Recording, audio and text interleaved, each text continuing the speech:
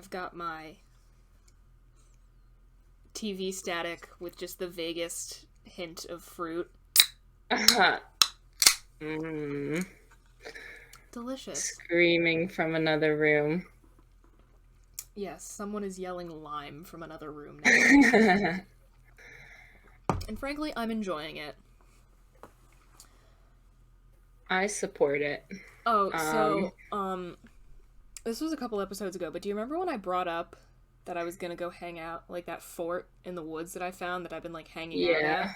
And how I said, I'm like, oh, I'm gonna go back tomorrow. I went back the next day. The entire fucking thing was gone.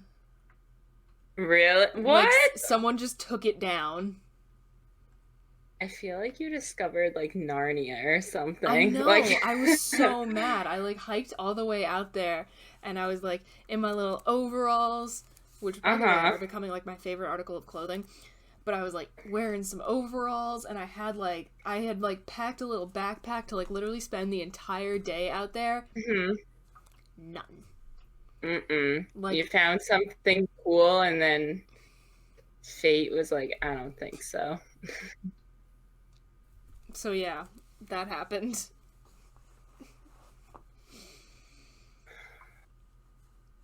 This is why we can't have nice things. You want to hear about my technical difficulties? Sure, why not? I walked into my room, turned on my light, and then my light went out. I'm like, oh, great. Now I gotta find a light bulb. Yeah. So that was my technical difficulty, locating a light bulb in my house. I love that for you. Yeah, it's an adventure here. Isn't it always? So what have you been up to this past week or so? Today I paid $800 to get my car inspected, and they're like, oh yeah, you need 2 new tires. Oh. I'm like, are you sure? And sure I even brought my dad there, so they wouldn't do misogyny on me, but they still they still found a way. But my dad was nice. He split it with me. We love to hear it. I am now fully vaccinated. As of Thursday. Which is nice. Do you feel different? Do you feel more powerful? No, unfortunately. Aww. And, you know, the whatever kind of 5G microchip they've implanted in me. It hasn't improved the Wi-Fi signal in my room, which is kind of disappointing. But you know. I wanted to get like a superpower when I got vaccinated. Now I have the ability to be in public without like as much disdain as before, but it's still frowned upon. That's my superpower. I think it's funny. It's like, oh, now that I'm vaccinated, I can go back to doing the absolutely nothing that I did before. Yeah, you're vaccinated. Go back to your room. Yeah. That's it.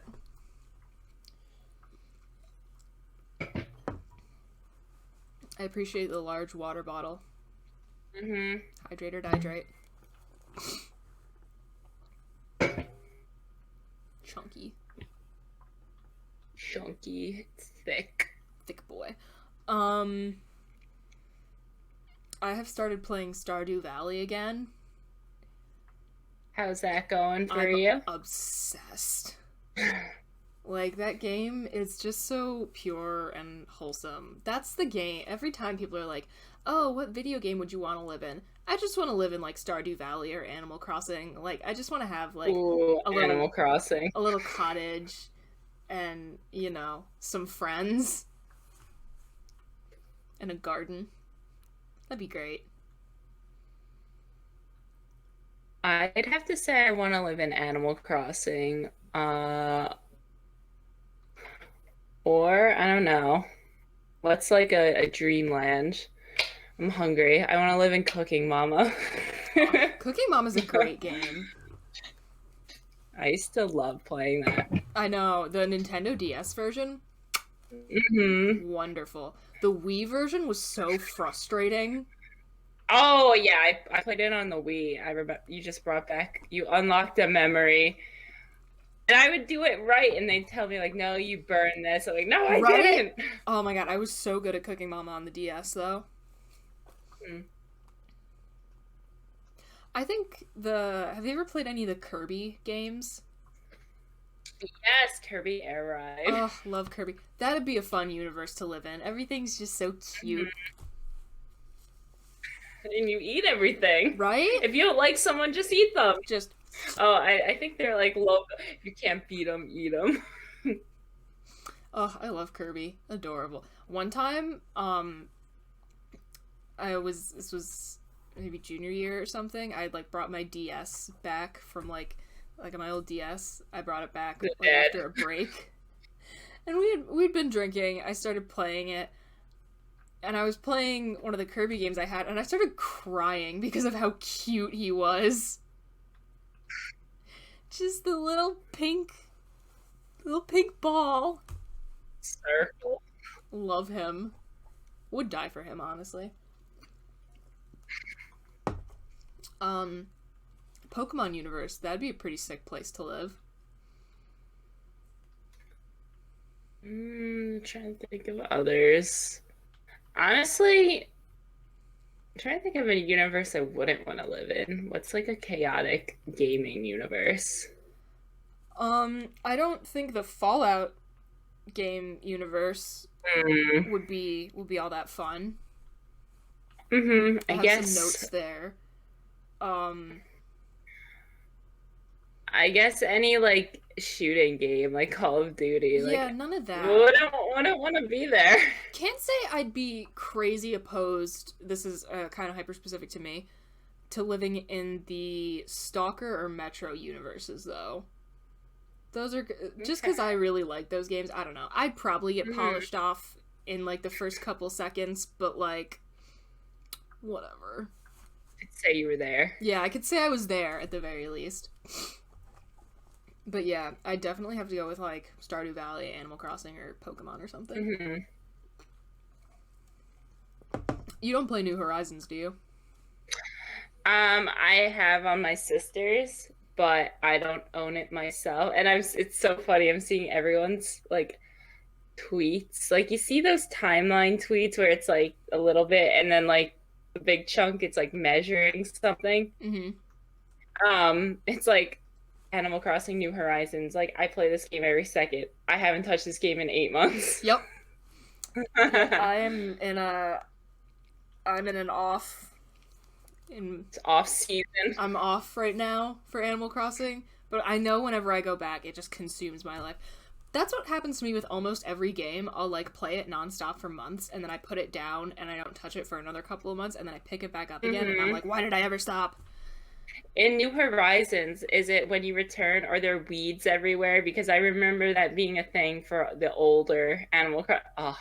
Not quite as bad. Yeah. But also, here's the thing.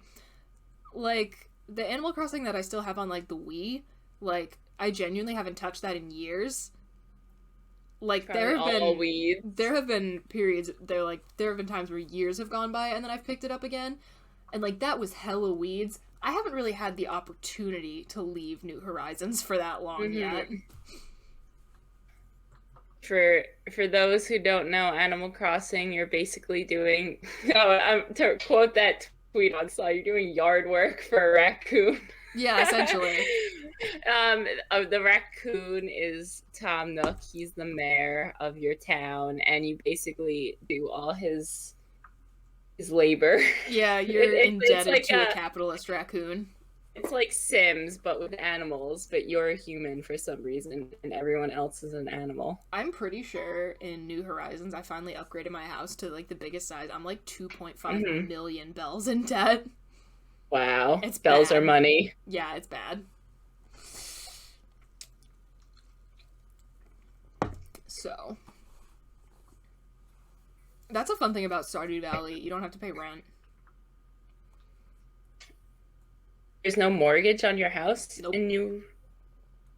What? Well, because in Stardew Valley, the inciting event of the game is that, like, it's an 8-bit game also, so it's, like, really adorable. But, like, the players, grandfather leaves his old farm to them in a will. So, you know, free farm. Free farm. And then you just, you know, have your little garden, grow some melons. You do farm work. You do farm work. And, like, there's Bridget, a whole, there's a whole these... town with a bunch of, like, there's a ton of people that live in the town, and, like, there's a bunch of options for, like, characters you can romance, which, by the way, I am agonizing over who I'm gonna pick this playthrough. And, like, there's a mine, so you can get, like, copper and gold and stuff, and there's fishing. Oh, yeah. Bridget, you like all these labor-intensive games. Yeah, actually, here's the thing. I like to do things. Like, these are actually things I genuinely would enjoy, like growing a garden.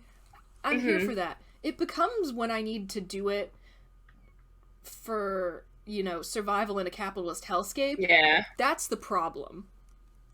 Like, I love cross-stitching, and, like, yeah, it's work, but I'll do it all day long. But as soon as someone would be like, yeah, you need to mass-produce these little cross-stitch bookmarks, because capitalism, I would hate it. I'm just imagining someone banging on your door, like, grabbing you by the collar, like, Bridget, we need more of these! Stat! Like, yeah. You got a quota to make. Yeah, see, that's immediately where it becomes not fun anymore. I mean, I can imagine why. Like, your life is being threatened. You're cross-stitching every hour. But, like, when I can just do it for myself, I sit here and do it for, like, hours and hours, and it's lovely. So, yeah, fuck capitalism.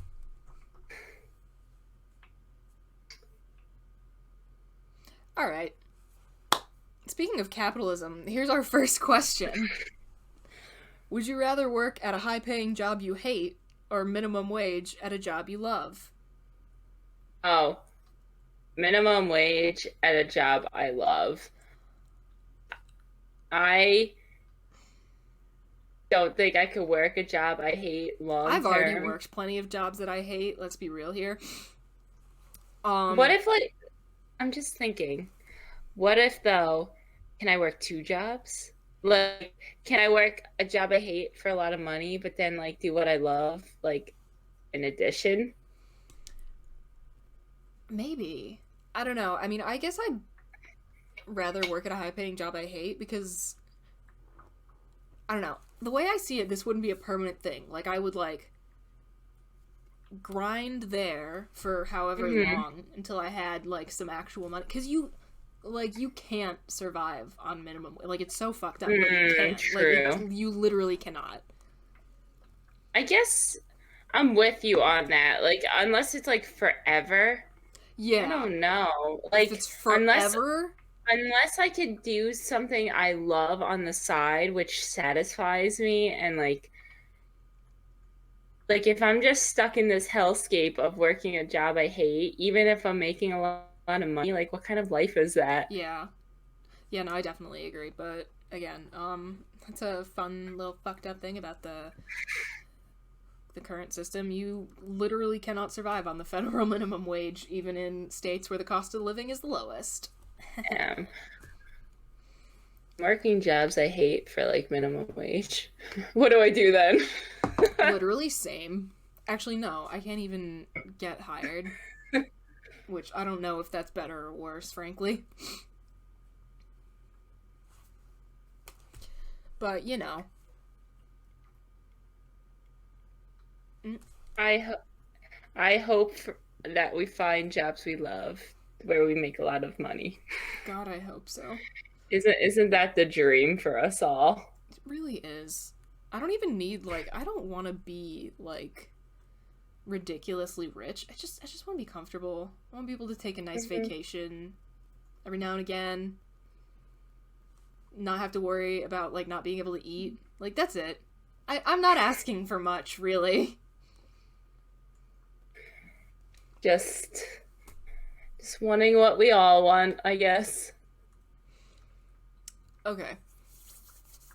Anything else there, or shall we move on from this topic that's taken a rather depressing turn? I feel like we're on the same page for that, so I think we could move along. Okay, that seems fair. Much more lighthearted question now. Which way do the pillowcase openings stick out on the bed? Which way do they go? Well, okay, the one time I have a mountain of clothes. Sorry, audio listeners. Actually, you're not missing out on much. You're just seeing like my disgusting laundry everywhere. It's actually clean though. And my pillow's not even showing. So, but I always stick it out to the, okay, if you're facing the bed, like my bed's this way, I'm facing it, it's like sticking out to the left. Interesting. Wasn't this question submitted to us? Was this a Dave question? It might be. Well, if it was, shout out to Dave and Lois. And if it wasn't, shout out to you guys anyway, because you are awesome viewers. Okay, so I didn't always have audio listeners. I have a double size bed in my room. I did not always have a double size bed. I used to just have like the regular, twin mattress. Mm-hmm. And when I had that, the pillowcase openings, if you're standing in front, like at the foot of the bed, I would always have the pillowcase opening sticking out to the right because the door is on the left. And I don't want to see that when I first walk into the room. Oh. So I would have the whatever, just like to hide it, essentially. You're all about presentation. I'm all about presentation. But now that I have this double bed and I have two pillows, I have the pillowcase openings stick out on both sides. Mm-hmm. I don't know, that just seems right to me instead of... Yeah, it would seem wrong to have them, in the middle? I don't like that. Thinking about that doesn't feel right. That's like putting your toilet paper underneath instead of over. It's just wrong. It's simply incorrect. You explained that much better than I did. I'm like, yeah, it sticks out on this side. No, so if you're at the foot of the bed, it sticks out on the left for me, and that's the same side as my door. That's the first thing you see, and honestly, I feel like that represents what you see is what you get. Here are all my demons. I'm not trying to hide anything. The funny thing is, I feel like that's more... This is who I am. I feel like that's more me. I am such a... everyone should know this by now. I am a serial oversharer. So that's really funny. Yeah. That is funny. But at least we agree. I overshare everything already. But at least we agree on the double pillow situation. If you have the pillowcase opening, if you have two, a bed that's wide enough to have two pillows next to each other, and you have the pillowcase openings facing the middle, I want to know everything about the inner, the inner workings of your brain. What if, I'm sure there are people who do it, instead of, horizontally, they sit their pillows vertically and sleep like that. No, that is sick. No. Absolutely not. That's bad. That's just immoral. I have a cube shape. Well, not a cube. I have a rectangular prism shaped pillow. Because I'm a side sleeper. It's like a pillow cube, but slightly longer. Did we talk about sleeping positions before on this? I don't think we have, but now that we've arrived at the topic You're a side organically, sleeper? I am. You're what side? Side/back. See, I kind of flop around. So, switching sides and also occasionally back sleeper. I'm a hardcore back sleeper.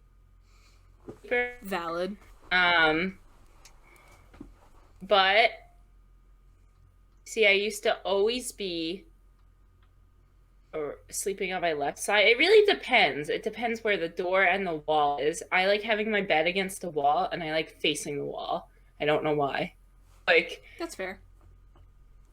But I've grown accustomed to sleeping on both sides, even away from the wall. So I'm really progressing in my sleep cycles, I guess. love that for you.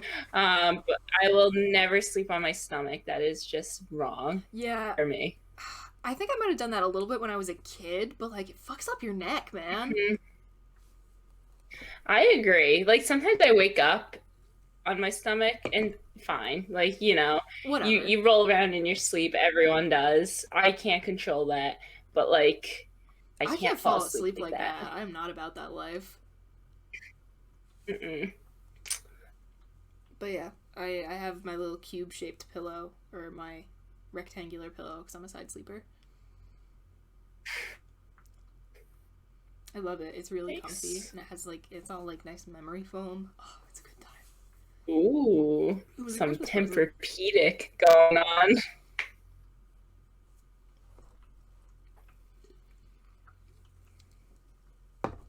on. People who sleep on, like, really firm mattresses, who hurt you? Yeah, I like a medium for the mattress. Like, not sink in. Yeah, but... I don't want to sink in too much, but, like, I would like some cushioning, please. Yeah. What about pillows? Like, do you like them fluffy or thin? If you like a thin pillow, we're throwing hands. I do. Oh my god, disgusting. Like, too much pillow, it hurts my neck. I know it's good for you. Like... You're supposed to sleep, like, I don't care. Like, I just told you I sleep on my back for the most part with a thin pillow. I might as well just be sleeping on the floor. Oh my god, okay. So when I was little and when I had the regular twin size bed in my room, it was a trundle bed, so it had the pull-out bed underneath it. Oh. And sometimes my sister would sleep on it. Because, you know, small children, sleepover, fun. Mm-hmm. And when we were doing that,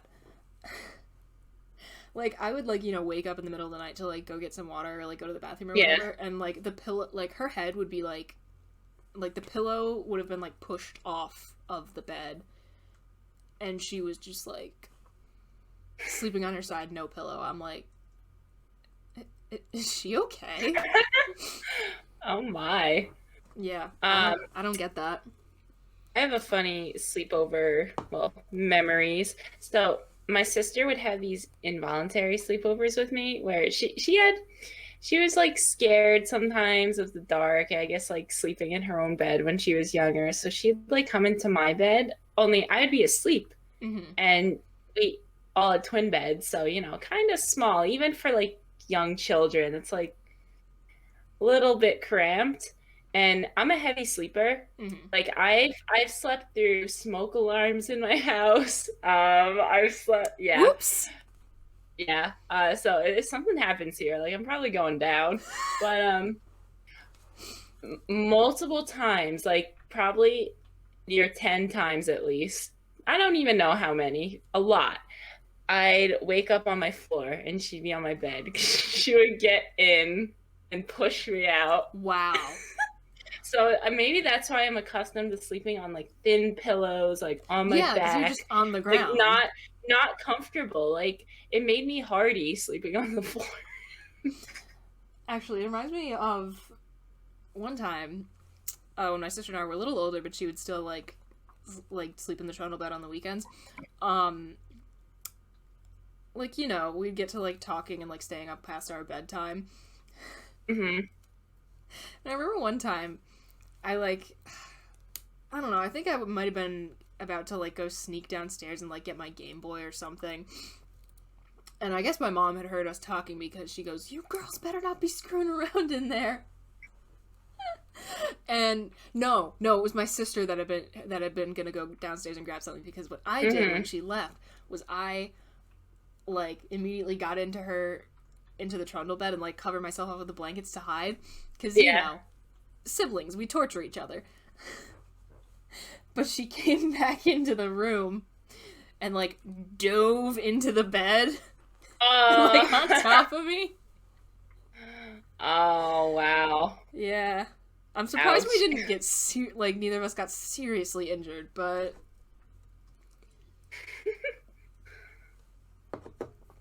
yeah, fun stories from my childhood. Yeah, I don't think I got seriously injured, you know. Constantly like tumbling down in my sleep. The game maybe I hit my head and I didn't know. Of like hiding like in closets or like behind things and popping out at people. For a while between me and my sister, I'm surprised neither of us got punched. Like, it was dangerous. Why we did this to each other, I don't know.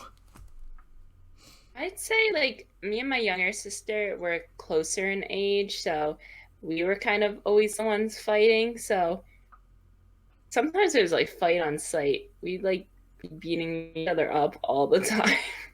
Oh, my sister and I would beat each other's asses, but I also don't have another option, because I only have the one sibling.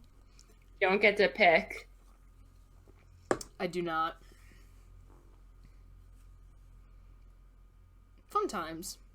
Yeah. Even now, it is still occasionally gets to, like, fight on sight.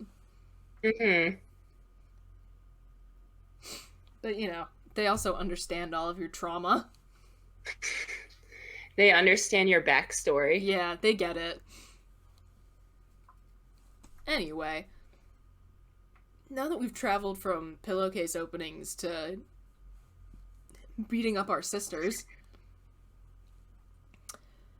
which John Mulaney stand-up special is the best of the three? New in Town, Kid Gorgeous, and The Comeback Kid. Which is the best? Do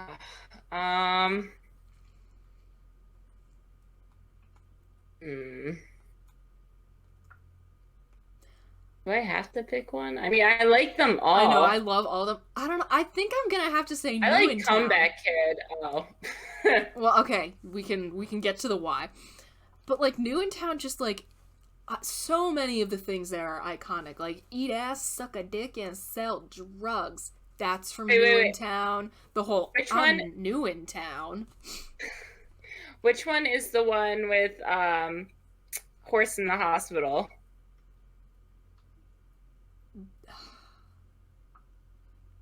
I can picture exactly, like, which was the one at Radio City? Because that's where that, like, I am picturing, like, him, like, doing that bit, and it's definitely the one at Radio City. I think, isn't that Kid Gorgeous? Probably? Well, Bridget, I love John Mulaney, but I think you're a super fan. But no, you are a super fan, so I remember especially liking Kid Gorgeous, but I'm willing to, like, change my answer because you probably have the whole stand-up set, like, memorized for each one. Yeah, it's called Being Mentally Ill. No. But yeah, no. New in Town, just so iconic, and also the whole fucking bit at the end, like the Xanax prostate exam. Art. That's great. Like, that one kills me every time. They're all still on Netflix, right? Oh, they better be. I swear, if any of those ever get taken off Netflix, I'm gonna lose it. If you have not watched any of John Mulaney's stand-ups, do yourself a favor. Netflix. Binge all of them. If you don't have Netflix, literally Google them. They're so funny. Like, or even just watch a little. Just a little. It'll be worth your time. I love him. I love him so much. I hope he's doing good. I hope John Mulaney's doing good. If he's watching this, we hope you're doing well. He is not watching. John Mulaney is not watching this, but I'm still sending him the best of vibes anyway. Oh, God, imagine.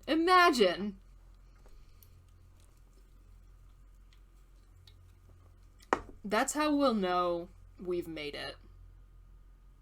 John Mulaney makes a guest appearance on this podcast. Wow. I was gonna say, even if he just watches it, but yeah. Yeah, honestly. That's like ultimate. Yeah, that's how we'll know. Do we have any more thoughts on this?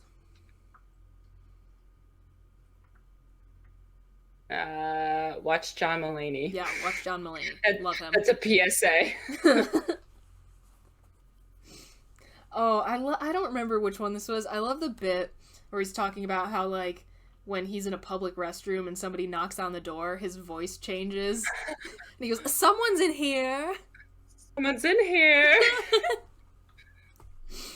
Ugh. That's so true, though. That's like... Yeah, it's one of those things where it's just like... Like, what? How do you respond to the knocks? Like... Mm-hmm. There's no way to do it that, like, feels right. Or, like, doesn't make you feel like an idiot. I know. I feel a sense of security when, like, locks have, like, occupied or vacant on them. Because if you're still knocking, and there's no question. When it says occupied, like, honey, that's on you. You know someone's in here. Yep. Okay. It's like a security blanket. Okay, I'm done. Alright. Next one. Who are some genuinely talented actors that keep taking bad roles? You know, I'd say Rob Lowe. Okay. Because I'm interested to hear your case. I don't think I've seen a lot of Rob Lowe movies. I don't really care for him that much. Like, his younger movies, when he was, like, his roles in his earlier days, like, they're all kind of, like, corny to me. And maybe that's just the movie, which I guess that would be the role. But, like, I'm a big Parks and Rec fan. And after that, he's in that. And he did a great job. And that made me have, like, a newfound respect for him. So after that, now, like, we're on good terms. Okay. And I could see past, like, any of his, like, prior roles that were iffy. Yeah.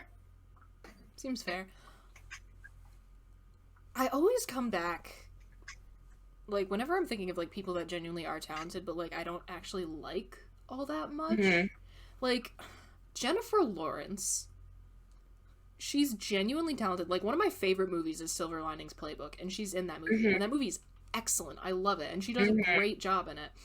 But I really don't think she has been chosen for a role because she was the right person for, like, since the Hunger Games. I don't I think that's the last time she was chosen because she was the right person for a role.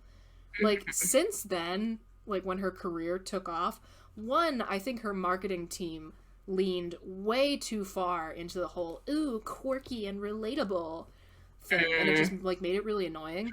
Well, I feel like that is also, like, just her as well, her personality. I mean, yeah, but again, I feel like her, like, team did, like, leaned way too far into marketing her that way.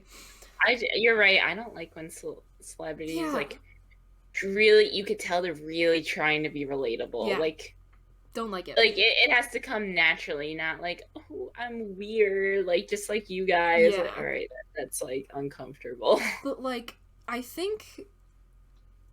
don't think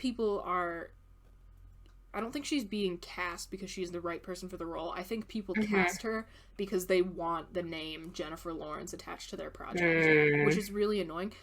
Because, like, even if I don't really like, again, I'm annoyed by the way she's been marketed in her, like, in the past, like, years of her career, she is genuinely talented. Like, she can act.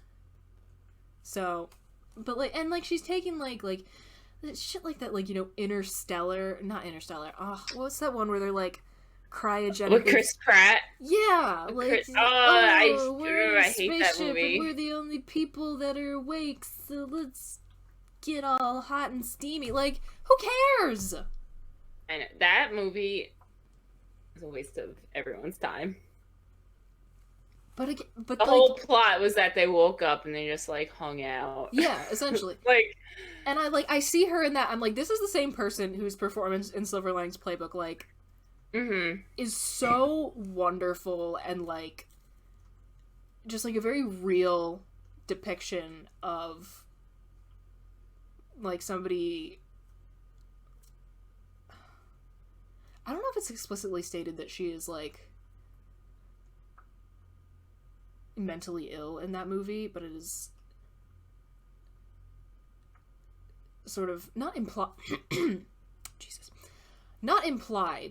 Because they definitely, like, give, like, there's dialogue that confirms it, but she never says anything. I don't know. But just a very good performance of, like, two people who are both kind of, like, you know, who are both messed up in their own ways, just, like, fitting together. So good. Love that movie. Also, Bradley Cooper, oh, fantastic job. Love that man.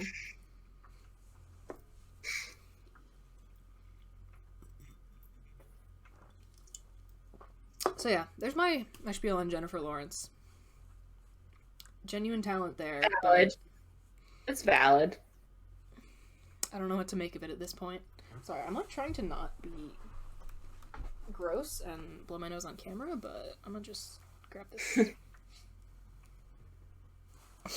real quick. I always used to make fun of my dad for using a hanky because he grew up in the 50s, so like that was just a thing that happened, and I would always make fun of him and like call it a snot rag. But then I was like, it's sustainable. True. And like, you know, you don't have to worry about it like running out. Like if you have that little packet of tissues that you like carry in your purse or whatever, it might run out. True. Don't have that problem. So after clowning on my dad for at least a decade,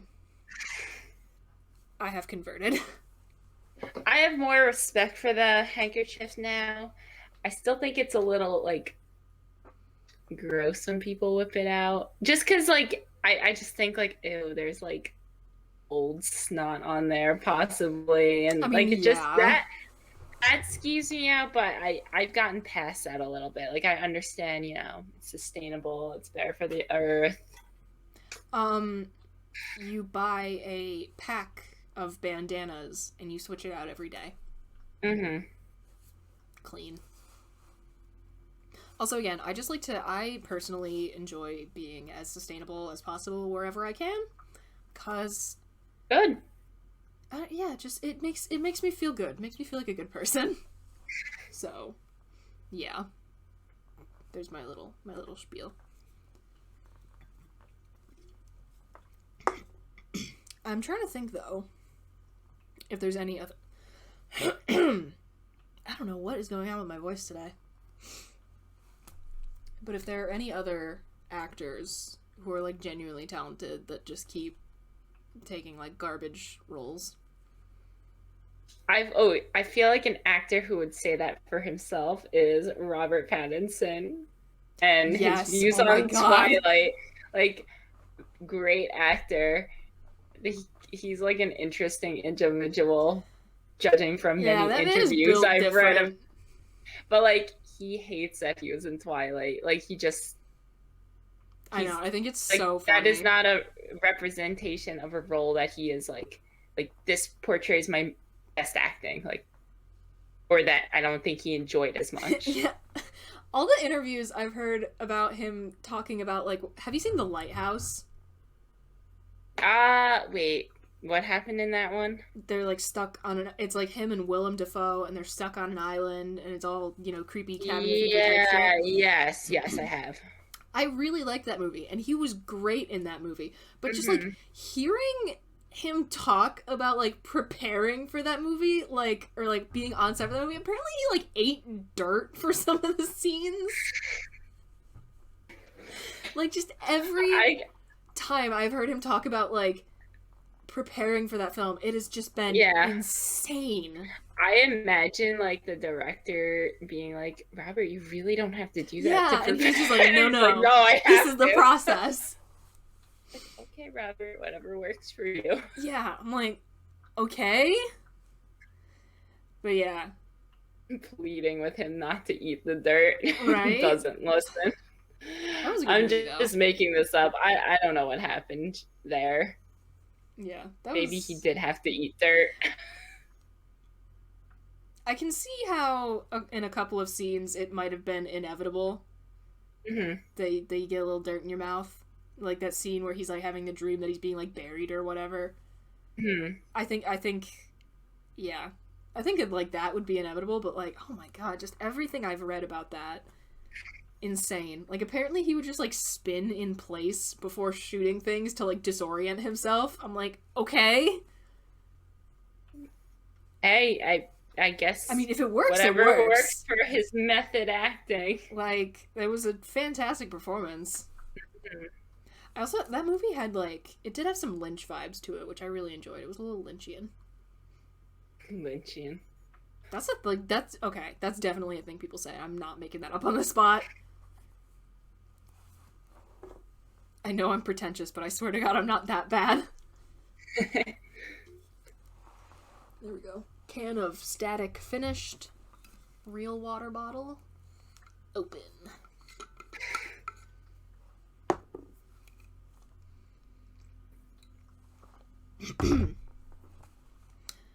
Do you know that Nicolas Cage was in, like, an Oscar-winning movie? Which one? Moonstruck. I have not seen that. And also, who... Cher was, like, the lead female role in that, too. Like, that's a... God, that was a weird movie. Not, like, the plot... Not that the plot or anything was weird, just all the elements individually... Like, Cher and Nicolas Cage were the lead roles in an Oscar-winning movie. It's such an odd combo. Right? It's things like that. I've heard tell that Nicolas Cage was not always the punchline that he is today. But I've never actually done much research into it. I don't know. I mean, I could see... Maybe in his later years, he's become a punchline, but, you know, I don't watch all that much Nicolas Cage. I don't either. I mean, National Treasure, an absolute banger of a film. But yeah. I've heard rumors, but I haven't actually looked into it all that much. I've heard things. The legends say.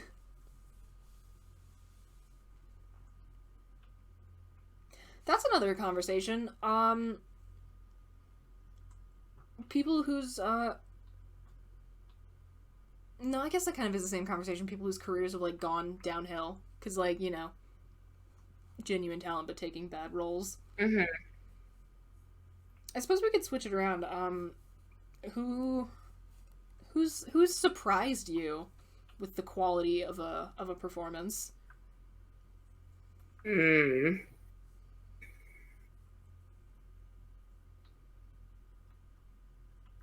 don't know. I'm trying to think of, like, newer actors or up and coming actors that I wasn't expecting much of. Yeah. Because, you know, you have these legendary names, and it's like, oh, of course they're a great actor. Like, they're so-and-so. I keep meaning to watch Uncut Gems, because apparently, like, fucking Adam point. Sandler, of all people, blows it out of the water. He was excellent in that. That was, like, the last movie I saw in a movie theater, I think. And then, like, the world shut down. But anyway, besides the point, because, you know, he does comedy. And has only done comedy, and like, so that movie. But he was not always, in that. And, like, often not that great comedy. At least in recent years. Yeah. His Netflix movies. Yeah. No. But I have heard that movie's insane. I recommend that. I really do. That's a great example and that's a good example of an actor who is stepping out of, like, what they normally do into a different type of role, and they really just nail it. Oh, you know who's a comedic actor who is slept on as a serious actor? Who? Steve Carell. Oh, wait, what serious roles are you referring to? Okay, so everybody knows him as, like, Michael Scott in The Office, which is I think, like, the, like, you know, longest running role that he ever took, because I'm pretty sure he's done other TV. Anyway, he was in Little Miss Sunshine, which is kind of like dramedy, so, like, there's humor to it, but he played a little bit more of a serious role in that. But he was, like, in this movie called The Way, Way Back. Oh my god, he played a dick and he crushed it. Absolute asshole. Hated him. And then he was in Foxcatcher, which was like nominated for some Academy Awards. He's been like taking more and more serious roles, and honestly, there's like he's really, really good. And like always has been, because Little Miss Sunshine, that's from like either the late 90s or early 2000s. Well, I know he's a great, like, you know, comedy actor, in like funny films. But yeah, I didn't know that. Yeah, he's like really, really great all around. You know, I'm thinking more about this. So I'm thinking of actors who, like, let's say there's a character and someone does a great job, and then it's time for a new actor to replace them. Yes. I'm thinking about like superhero movies because I love them. Tom Holland actually surprised me because Spider-Man is top like 2 or 3 favorite superheroes for me. Nice. And I really loved well, Tom Holland was great. Not the biggest fan of Andrew Garfield's portrayal. So after that, I was like, all right. I don't think I ever saw an Andrew Garfield Spider-Man movie. Please continue.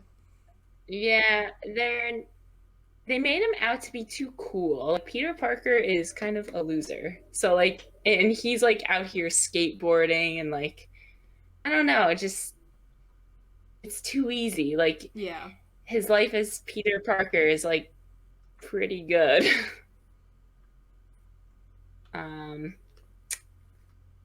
Yeah, Tom Holland surprised me. I dig it. I am kind of like, if this ever actually like is a thing that happens, I'm excited to see Robert Pattinson Batman. Like, I just feel like just knowing him, that's gonna be wild. That's back in the works, right? I know it had to stop because of he got COVID, right? I think so, yeah. I don't actually know. I'm assuming it is, but yeah, that's something I'm looking forward to seeing. I am too.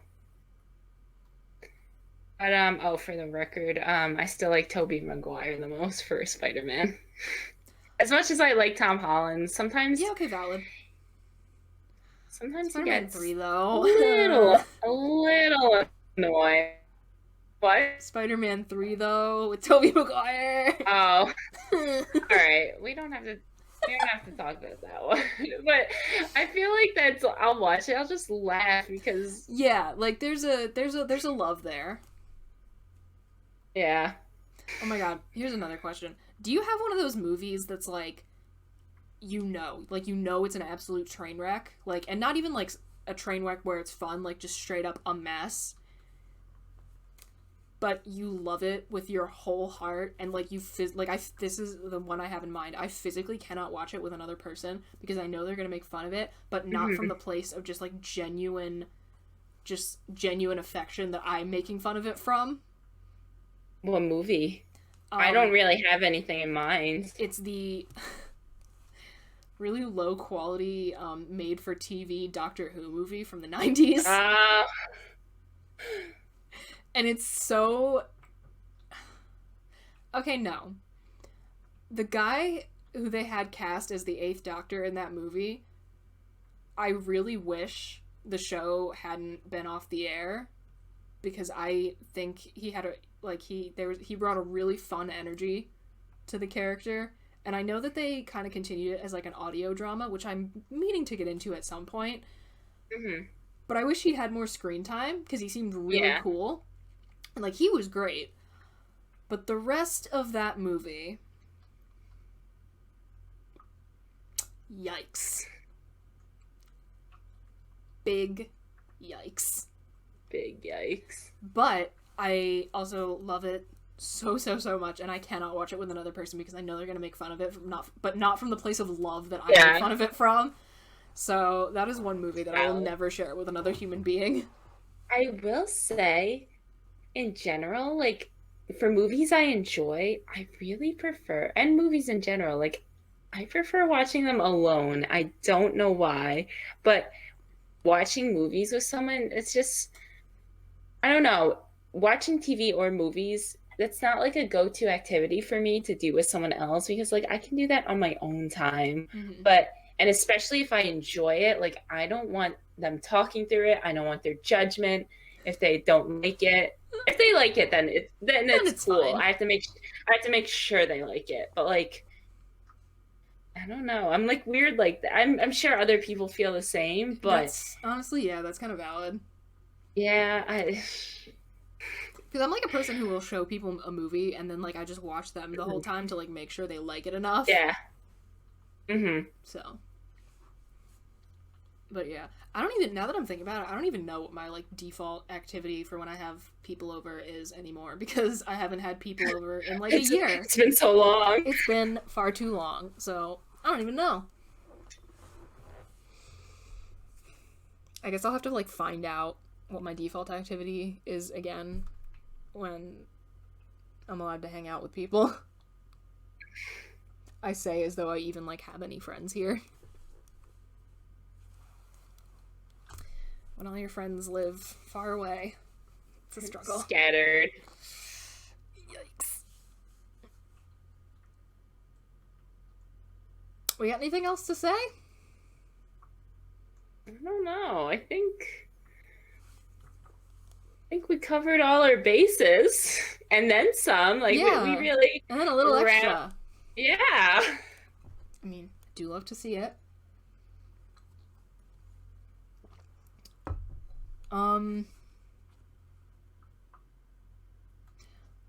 Yeah. Should we maybe announce the stream thing we're doing this summer? If not, I can just edit this out. Yes, no, let's announce it. Okay, so this summer we're gonna actually be streaming weekly on our Twitch channel, finally. And what we're gonna be doing is, I'm finally making Maddie watch Twin Peaks. It's gonna be great. But we're gonna be watching an episode of Twin Peaks every week, and then we will be discussing for, you know, an hour or so on Twitch. We still have to pick which day of the week it's gonna be. We're figuring that out, so you know, keep a lookout. But yeah, we're gonna be doing that, and I'm really excited because I will get to be, you know, the sort of Twin Peaks encyclopedia for somebody who has never seen it before and get all her reactions. This is an example of you like extending your repertoire of Twin Peaks, or just something that you love, like sharing. Yes, inducting her into the cult. Oh, it's gonna be fantastic. We don't know exactly what week of summer we're gonna be starting that, so again, keep a lookout. But when we have everything figured out, we will let you guys know so you can find out when to join us. Yes, more details to come. More details to come. So until then, new episodes every Friday, and maybe another quick stream sometime in the next few weekends. We'll see. So, yeah, okay. Bye, everyone. Bye. This week's episode of the Fighting with Friends podcast was hosted by Bridget Kelly and Maddie Robbins. You can find other episodes of the podcast on Acast, Deezer, Google Podcasts, iHeartRadio, Pandora, Spotify, and YouTube. Follow us on Twitter at BridgetKelly98 and at MR5MAR. Rate and review us on your podcatcher of choice, like, comment, and subscribe to us on YouTube, follow us on Twitch, and join our Discord community using the links in the description. You can also help support us via the Acast supporter feature. Thanks for listening!